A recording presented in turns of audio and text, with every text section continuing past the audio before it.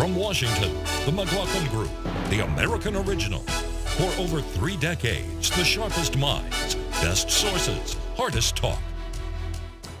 Welcome. I'm Seth Berensweig, sitting in for Tom Rogan, who was on assignment in London covering President Trump's historic visit. Our guest panelist today is Philip Wegman of the Washington Examiner. Welcome. Thanks for having me. Let's jump right into issue 1, judging. Brett.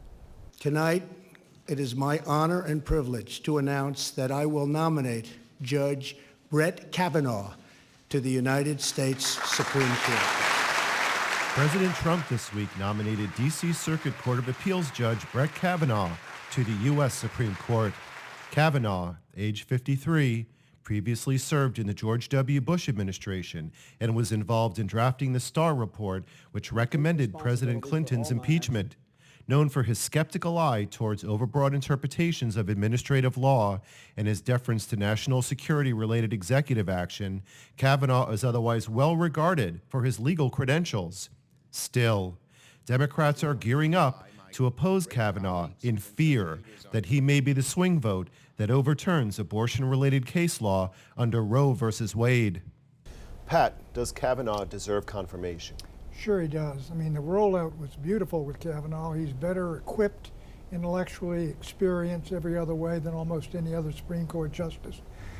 He's a moderate fellow in a personal appearance. He has a beautiful family. And also, I think, he's got the credentials. I think the Democrats would make a terrible mistake if they go after him and try to rip this fellow up.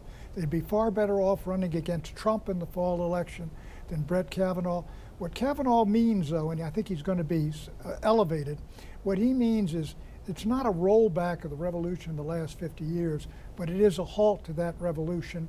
And now you're really going to have to make your case to get it past the Supreme Court.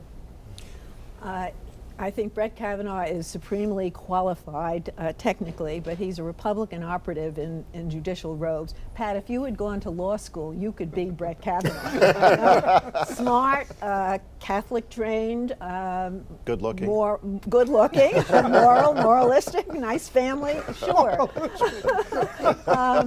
But he was part of the Starr investigation into Lewinsky. He was part of the Republican mob in 2000 down in Florida.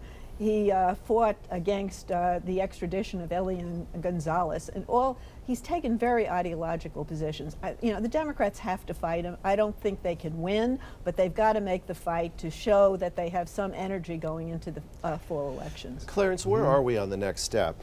We saw Justice Gorsuch with a relatively smooth process. It didn't go bump-free, but it in terms of the relative timing of it, it moved pretty steadily. What's the key getting this nomination through? The stakes weren't as high for Gorsuch because of the timing. This time, we're talking about Justice Kennedy's replacement. Justice Kennedy is often called a swing vote, but it's a swing vote by the current standards, which means that once a year, maybe, all last year, he didn't swing at all. Philip, what are the next steps? And who are the centrally critical Republicans that the administration needs to hold on to in order to be able to get this teed up and pushed through? Right. Well, I think right now that the administration is probably focusing more on the Democrats who will swing with Republicans and vote for Kavanaugh. It wouldn't surprise me if we saw Heitkamp, Manchin, and Donnelly repeat their votes like they did with Gorsuch. But again, I think that we're seeing a sort of desperation when it comes to the left's opposition to Kavanaugh. I mean, we've heard the left make fun of his name. We've heard the left make fun of him for all of his credit card debt on, baseball tickets. We've even heard them make fun of him for being, a fraternity brother. But unless he comes into, the Senate committee. Those are late night talk shows that are making fun of. I wouldn't lump that in with, quote, the left. At this point, there's a serious argument to be made against him, and that will be, that will unfold. Absolutely. I think there will be serious hearings, because this is an important nomination. At the initial reaction, though, there are more than 300. Look, if you get Murkowski and you get Susan Collins, then you'll get these Democrats. If you lose those two, the Democrats will be on the spot. And the probably not going to get wrong. This is really a crucial vote. I mean, same-sex marriage is on the books, and abortion remains the law of the land because of Kennedy was the fifth vote. That's why this is a real battle. This is the vote that tilts the court one way or the other. Unlike Gorsuch, who was just a young Reinforcement, Scalia. yeah. Right, right. Yeah, those issues really are hanging by a thread, and Democrats have to make that But case. we're not going to roll. They're not going to be rolled back. I mean, you think they're going to make outlaw homosexuality? They're going to be They're gonna try. chipping away. They're going to be chipping away certainly at abortion rights, and Right. likely more than 20 states will move ahead with greater efforts to ban abortion. Every time I thought they're going to leave Roe There's v. going to Wade be alone the last restrictions 40 on years, abortion. they've gone I think at they're it not again. going to. I would be stunned if they overturn Roe v. Wade. I agree with you. Restrictions that are people regard as legitimate, you know, the life of the fetus, when the fetus can live outside the womb, things like that. You're going to make gains there, and I think the Chief Justice, who is the new swing vote, Right. he'll go along with it. Young people today care a lot more about gender equality I'm going to jump in than for a abortion moment here, rights, actually. because this is certainly an issue that's going to be playing out very we'll have quickly. many more bites of the apple. A lot of more bites of the apple. The only thing that I will add to this, and also I have a particular perspective on this as a litigator, as an attorney, is that I did bring with me today the United States Constitution, Okay. and That's I think back in vogue. That's back in vogue with our new justice. Pat, there will be a getting pop very big quiz. these days. There'll be a pop quiz after the show. Maybe some people will read it now. And for a I change. think that one of the things that's really so fascinating and so crucial at this unique time in our history is that we now are looking at a situation where the court will be further divided, and I believe that now you're going to have the Chief Justice that's going to be the new swing vote, and he is going to now be the man in the middle. So we will now wrap that up and proceed to issue 2, Trump in Europe. Ultimately, Germany will have almost 70% of their country controlled by Russia with natural gas. So Attending a NATO summit in Brussels, Belgium this week, President Trump doubled down on his complaints that European allies are spending insufficient sums on defense. But Trump also had special words of concern for Germany's planned Nord Stream 2 natural gas pipeline from Russia. That pipeline could ensure Russia's long-term energy influence over Western and Central Europe and thus, some say, weaken NATO resolve against Vladimir Putin. And note this, Trump was also in Britain this week. In various out-of-London meetings, Trump spoke with Prime Minister Theresa May and the Queen. The Prime Minister is under pressure following the resignation of her Foreign Secretary, Boris Johnson, in protest over her Brexit plans. Was this a successful Trump trip, Eleanor? He was like a human wrecking ball going across Europe and singling out the two female leaders, Angela Merkel and Theresa May, for particular barbs. He's wrong about Angela Merkel being beholden to Russia because he says they get 70%, they get less than half, and they get the rest from Netherlands and Norway. So they're beholden to Netherlands and Norway as well. He tried to walk back all the nasty things he said about Theresa May. People in Europe had whiplash was the most common word used in the headlines. Right. And they didn't push back that strongly because, you know, he's off to some other toot. But, you know, So you don't Eleanor- want to set him off. Let him have his Eleanor, play day. The Trump Grand Tour of Europe is going flawlessly. Absolutely. They're selling Let me- T-shirts. Let me look. Putin couldn't be Behind this happier. is a very serious matter. Trump is exasperated to the point of anger at the fact that the Europeans have been freeloading off American defense, running up huge trade surpluses at our expense, doing next to nothing, relying on the Americans, not following through. 30 years after the end of the Cold War, we're still defending Europe, which has 10 times the GDP of Russia, against Russia. And what Trump is saying, So and I we think should he's be serious. defending Russia? You because know, what I'm Russia saying needs is it? we're coming to a day when the United States of America is going to say, you guys either defend yourselves or live with the Russians. No. Clarence, this is the 2% GDP issue is nothing new. President Obama really described this as a problem and referred to some of the folks within NATO as free riders. Germany spends less than 1.25% of its GDP on defense. Right. And now they're putting all this money into the pipeline. So although the delivery might be a bit rough, some of the message is on point from what the president's saying. What are your thoughts? Well, just talking about the numbers doesn't really talk about the amount of cooperation we've gotten from NATO countries, the amount of troops they've sent into Afghanistan and elsewhere in the Middle East to assist us.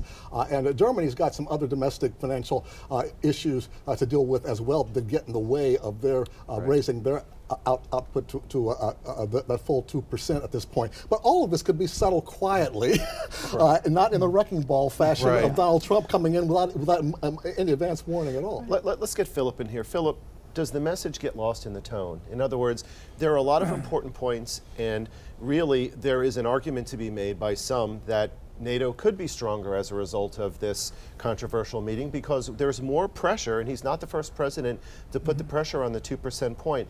Is there important messaging getting lost in the tone, or do you think the president's doing I think that the right thing? approach is different, but the message is very much the same. A lot of other presidents have been frustrated, like you said a moment ago, with NATO. The difference with Trump, though, is that he's frustrated, and he also seems to hint that he doesn't think that NATO is that important. Isn't it at times. time to raise our voice? Because as you Absolutely. said, and everybody said, Right. this has been going on for Yeah. 50 years. John Foster Dulles threatened an agonizing reappraisal of NATO if they didn't contribute more to the common defense. Yeah. 50, 60 Raising And now years it- Trump ago. is one who will Right. actually do raising something about to it. 4% would be the equivalent of militarizing Europe, which is, I don't think anybody wants that, particularly Germany. Let's remember our history. 1% of GDP for juxtaposition of 30 him, years? excuse me, the juxtaposition of him trashing the Allies while he's going over for a warm embrace with Putin suggests strongly that he is doing Eleanor. Putin's work to undermine Eleanor, Europe, you are undermine part- the European you are Union, part of a group undermine here- NATO. That is Putin's goal,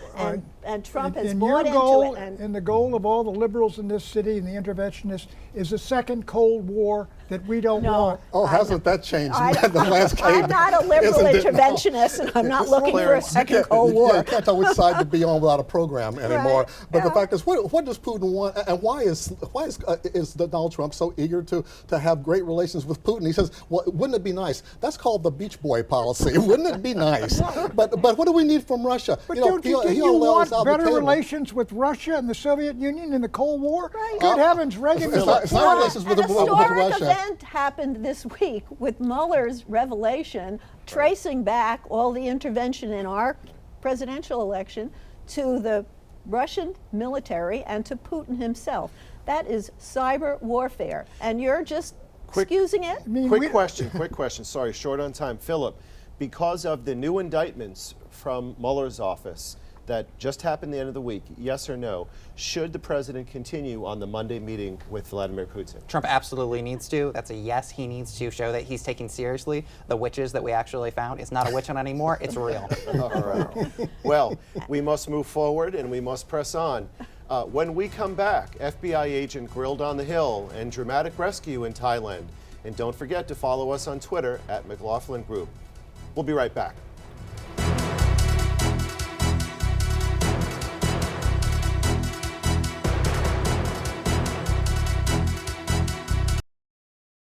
The McLaughlin Group is brought to you in part by Eric.org. With gridlock in Washington, states are stepping in to mandate paid sick and family leave policies, creating a compliance nightmare for companies with a nationwide workforce. The ERISA Industry Committee is fighting back. Learn how we can help your company at Eric.org. For more than a century, the Greater Washington Board of Trade has focused on growing our regional economy. We work every day to foster collaboration, build pipelines for skilled workers, embrace innovation, and attract investment. We must think, plan, and act as a region to better leverage our shared assets so we can continue shaping and advancing a vibrant regional economy for the next 100 years. Welcome back. Now we're on to issue 3. Congress, no thanks. Former FBI attorney Lisa Page this week sought to delay congressional requests to testify before the House Judiciary and Oversight Committees. The dates offered by the committees, Page's attorney said, didn't work for Page. Republicans reacted with outrage to that rejection, with Ron DeSantis saying it was quote-unquote pathetic. Republicans want to question Ms. Page in relation to allegations of bias in the Department of Justice's handling of the 2016 Clinton email investigation, her texts with FBI agent Peter Strzok, and the investigation into possible Trump campaign collusion with Russia. Given the speed of news this week, we're also here to update and report that Lisa Page, late Friday, did walk into Capitol Hill. She testified for several hours in a closed-door hearing. She will be back on Monday. Question, is all this drama on the Hill real substance or political theater? Clarence? You're turning to me because my wife is named Lisa, but I want to point out, with no relation here. We won't hold it against her. But drama or political substance, how about a bit of both? You know, I mean, right. this is really very, well, this whole hearing wouldn't be happening if it weren't for this companion narrative that's run through the Russiagate drama, that this is really a conspiracy by the FBI and the deep state that is ginning this up in order to deflect from what's really happening in the real world. I'm sorry you didn't have footage from the Peter Strzok hearing. Right. That was where the real clown show was this week. That was the real drama. Right, that was the real Yes. drama. And you had Peter Strzok, who wrote some very stupid, foolish emails. He's a Right. pretty hard-boiled FBI agent. He took it for, what, 9.5 hours? Out in open, and what, 11 hours behind In the closed scenes. door, And exactly. all the Republicans beat up on him. But basically, he knew in the summer of 2016 that the FBI had launched an investigation looking into collusion between the Trump campaign and the Russians, Right. and he said nothing about it. If that had come out, that would have sunk Donald All right, Trump. let me Is get that a into hard, this. Pat, isn't it a hard sell to say that Peter Strzok was really targeting the president, then the candidate Trump? Because after all, All right, here's what we got. I mean, Clarence is correct. There are two stories here. One story is Russiagate. What did Trump do? Did he and Putin conspire? I don't think so. But the other story is this. Comey ran the investigation of Trump. McCabe was his deputy. He's been, indicted. Strzok has indicated he was hostile. Lisa was his paramour. You got Orr, who was over there in Fusion GPS, or his wife was, and all these people working together. There are two stories here. And the FBI is now, their inspector general is now looking into this second story of what caused the investigation of Trump. Did he do something, or did this dirty dossier, did that trigger it? There's a huge story on the other Of course, side. we know the I answer. think Robert Mueller is investigating that story, and a lot of that is No, out he's there. not Obviously, investigating there was that. They're collusion. investigating him. They'll act like this was a Democratic plot to have this dossier. The dossier was initiated by Republicans. let's and there are bipartisan political They battles. used that a go on British here. spy me- and Russian aides. Let's get Philip in very here. well Hold on, regarded folks. source for the FBI. As an Philip- FBI asset. Let's get Philip in here. Philip, where do you come down on all this? And isn't it key that it's very difficult to identify where the problems connected to the change and the impact of the investigation? The IG's report was critical, but didn't it conclude that there was no demonstrable, measurable change as far as the result and the outcome was concerned? Absolutely. I mean, a second ago we're talking about two tracks. One, this collusion conspiracy theory on the left, and then this, deep state conspiracy theory on the right. We don't have substantive facts other than what we've seen with the Mueller indictment this week. And I think that Republicans are really lucky that Lisa Page decided to testify behind closed doors, because it saved them from turning the House Judiciary Committee into, the Jerry Springer show. They had an opportunity to really dig deep, and instead they sat there and they got sound bites for their own political But these- campaigns, but no substance. But the president is raising a question too. Look, the Russians, the GRU, the military intelligence, started this operation in March of 2016. Here comes the Obama's Okay, fault it's 2.5. argument. That's almost 2.25 years, and now Mueller has discovered the GRU did it. Right. Wait, where were Right. these guys the first 10 months? But who's They can tell it to the judge, Right. frankly. I mean, Obama says in retrospect he's sorry he didn't push harder, but if he had, everybody would have accused him of politicking. We have to at the look at time. this through the lens of the news late in the week with regard to the indictment of the 12 Russians. That's right. And when we look at that through the lens and we see what happened in that hearing, who's the enemy? Who's really the enemy, and what are we going to be doing about it? We have elections around the corner, We've right, met the Eleanor? enemy, and the enemy is us, because Putin is the one who's benefiting from this. His whole goal is to sow discord in a democracy. Unfortunately, and we're he's gonna- accomplished that. Who colluded with the GRU and Putin? The investigator said That's- no American That's did in, yeah, in but stealing the there's more, emails. So There's far. more coming. There's More more to come. coming. Well, what we need to do now, unfortunately, is wrap this up and proceed to issue 4, Thailand and morality. Thailand inspired the world this week when its Navy divers and international teams dramatically rescued 12 Thai boys and their coach, who had been stranded deep inside a cave network. The soccer team was trapped on June 18th after facing rising water levels. But while the impoverished boys caught the eye of the world, it's worth asking why others in global poverty receive much less attention. After all, United Nations-based estimates suggest that while global poverty is declining, at least 300 million children around the world continue to live in extreme poverty. Question: why did this particular crisis in a cave quickly capture the imagination and resources of the world? Philip.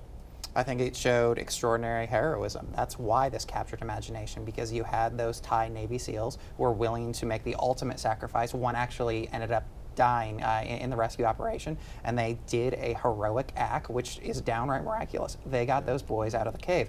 The question for all of us, though, is how are we going to tell stories that are perhaps not as sexy, but just as important, because poverty is happening around the world. I don't normally quote Joseph Stalin. I leave that to Pat. I know what you're going to say. He said, that's right, one person dies, one man dies from starvation. It's a tragedy. Millions die, it's just statistics. And that's what happened here. I mean, here was somebody, a situation everybody could relate to. We could all, pull for them to survive. We could all rejoice. When you have poverty and when you have problems that people don't really know how to grab hold of, it's easier to just look away. And now's the time also to point out we have a lot of children who have not been reunited with their parents in this country. It's where do the cameras go? The cameras aren't in Zimbabwe now. The cameras are on the U.S. border. Where are the children on the border? They're focusing on this. And this is, you are dead right. It was a tremendous story, tremendously moving. The courage of these guys, the risk, the possibility those kids just might drown or die in that cave. So it's a great story. If you can make it a great story, you got the cameras and you got the world's attention. Well, that's right, because both ways too. If you have the cameras, you get visuals, and also if you can focus on one individual. For example, the little girl who shouted out to. Well, I was talking about the little girl among the whose Central mother was American being refugees. frisked, who was standing there. Well, that's yeah, right. that was one picture that Newsweek, Time, put on their cover, and then you also had the little girl who told a reporter from behind the fence the address or the phone number for her aunt in the U.S. She's been reunited with her family, and there you had an individual that the media could focus on, and we all appreciated what happened to her, but we know there are also thousands of other kids. So UN statistics demonstrate that there are well over 100 million kids that are starving and suffering in the world today. That's an extremely low number. And the UN statistics also demonstrate that approximately 45% of children who die have that death somehow connected to hunger or malnutrition. So how can we use this crisis as some kind of a template or model to be able to carry forward to protect the kids that are starving today in their version of their cave? I think you've both made the point. You got to find a story that kind of is an example of the larger problem that people can relate to. Well, I would also point out children die of from malaria every day, and it costs pennies to pay for these mosquito nets. Why can't we do that? DDT would take care of it Absolutely. all. That's Absolutely. That's true, though. They killed all those mosquitoes and prevented the disease, and now they're all back. Millions of kids died, but we can't use DDT. Okay, DDT causes other problems. I would note that in the midst of the rescue, there were Hollywood producers at the cave negotiating with rescuers and families. And was anybody surprised? No. It was a hell of a They're story. looking to close deals. That takes some of the sheen, off it. Hollywood is in there. It's sad, but it's also kind of a satire of reality, because, as I said before, pictures can make a hell of a difference. We've seen this happen before with Somalia and other places that Americans hadn't heard about, but suddenly cared about because of pictures. Look at Syria and look at Yemen. You got horrendous suffering and death of kids being blown apart every single. Suffering Syria, in Aleppo. Suffering. half of the people in Syria have been uprooted. Hundreds of thousands killed. In Yemen, they're dying every single day. and we're in part causing some of this. Some of the I think a photograph has never been more powerful than today. I think that in a lot of ways we're living through the Instagram of politics, where you see a photo if it's in Syria, a photo if it's in some third world country, and that drives policy. Remember that little girl running naked down that road in Vietnam who had been hit by napalm? Yeah, that's right. I mean, that and that photograph of the shooting in the street, these things change the whole attitude of the American people toward Vietnam. And now you have a social media accelerator, right? Oh, yeah. Because now every year technology continues to catapult us forward, and it. But look, we're- look get what it- that's done to the police brutality issue. Yeah. Right. You know, all of Yeah. these shots we have of police Sure. misconduct But because of cell phone cameras that something didn't have before. captures the attention of the world every day. Well, hopefully Well, we that's, can that's use the that. other thing. Capturing the attention, it's fleeting. Hopefully you can continue to use that for the greater good as we help reduce poverty and hunger throughout the world. We'll be right back with predictions.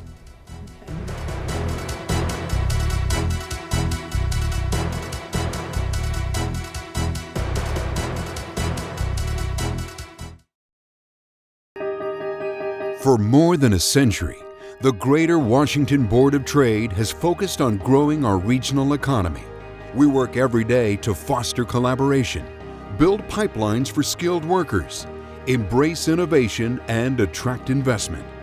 We must think, plan, and act as a region to better leverage our shared assets so we can continue shaping and advancing a vibrant regional economy for the next 100 years.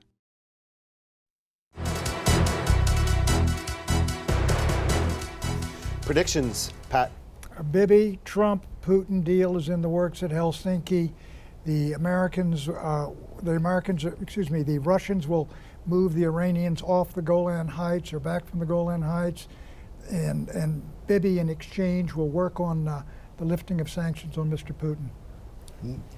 Ooh, that really gives me the creeps. They're working on it. We're working on it. Okay. Brett Kavanaugh will be smart enough, shrewd enough to not tip his hand on Roe v. Wade, and the two pro-choice women Republicans, Susan Collins and Lisa Murkowski, will vote for him. Hallelujah. Philip. Looking to summer vacation as the price of gas increases, and once it reaches over $3, I would not be surprised to see President Trump tap the strategic oil reserve. Clarence. Former President Obama has done an ad for Eric Holder's group that is going after gerrymandering, partisan gerrymandering, and Republicans have put together a group to compete with Eric Holder's group in regard to partisan gerrymandering. They're for it? They don't call Very it good. pro-gerrymandering, but that's basically what it's for. And so we're going to see a big battle this coming election season. I predict the NFL owners will fumble the ball on handling the national anthem controversy. Their attempt to hide players who kneel for the national anthem inside the locker room will not work with their players or the public. And the temperature on this controversy will get even hotter as we head into the November elections. Thank you so much, panelists, for a pleasure and an honor to be here today to moderate this iconic group. Our fearless leader, Tom Rogan, will be back next week. Until then, bye-bye.